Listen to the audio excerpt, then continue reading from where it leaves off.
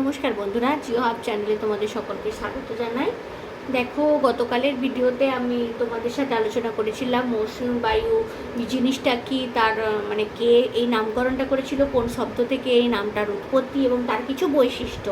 তো আজকে আমি বলেছিলাম যে মৌসুমী বায়ুর একটা উল্লেখযোগ্য বৈশিষ্ট্য যে স্থলবায়ু এবং সমুদ্রবায়ুর বৃহত্তর সংস্করণ, সেটা নিয়ে আলোচনা করব। তো সেই কথা রাখতেই আজকে এই ভিডিও বানানো।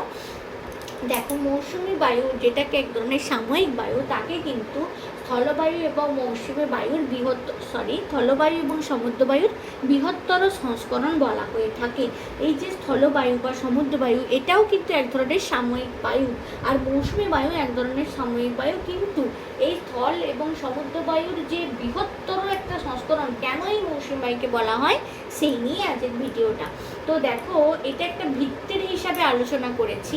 এদিকে আমি দেখিয়েছি যে স্থলবায়ু মানে ল্যান্ড, আর সি ব্রিজ মানে স্থলবায়ু এবং সমুদ্রবায়ু, আর এদিকে আমি দেখিয়েছি মনসুন।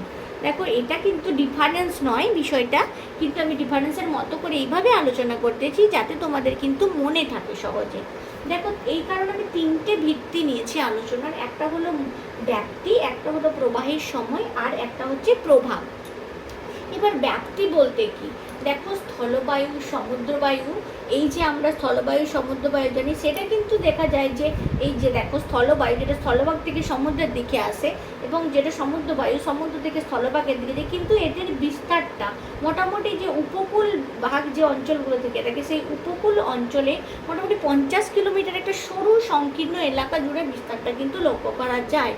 অন্যদিকে যদি আমি মৌসুমী বায়ুর বিস্তারটা দেখি, দেখো মৌসুমী বায়ুর এই যে বিস্তারটা এখানে সুন্দর করে ছবির মাধ্যমে দক্ষিণ পশ্চিম মৌসুমী বায়ু বা উত্তর পূর্ব মৌসুমী বায়ু, এটার কিন্তু বিস্তারটা সারা এলাকাটা জুড়ে মানে পুরো মহাদেশ জুড়ে কিন্তু এই বিস্তারটা হয়ে থাকে।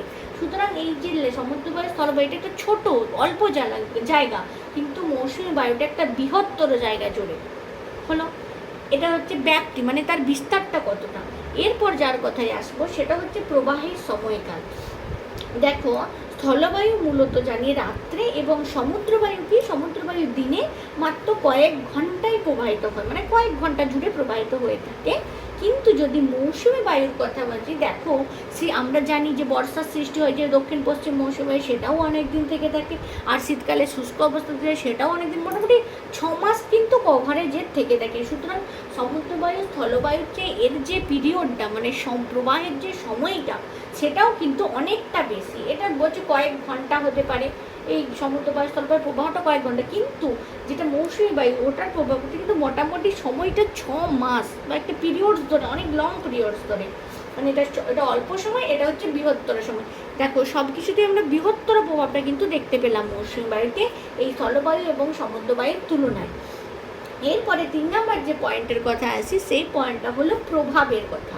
প্রভাব কি, দেখো স্থলবায়ু সমুদ্রবায়ু উষ্ণতাকে কিছুটা কিন্তু নিয়ন্ত্রণ করতে পারে।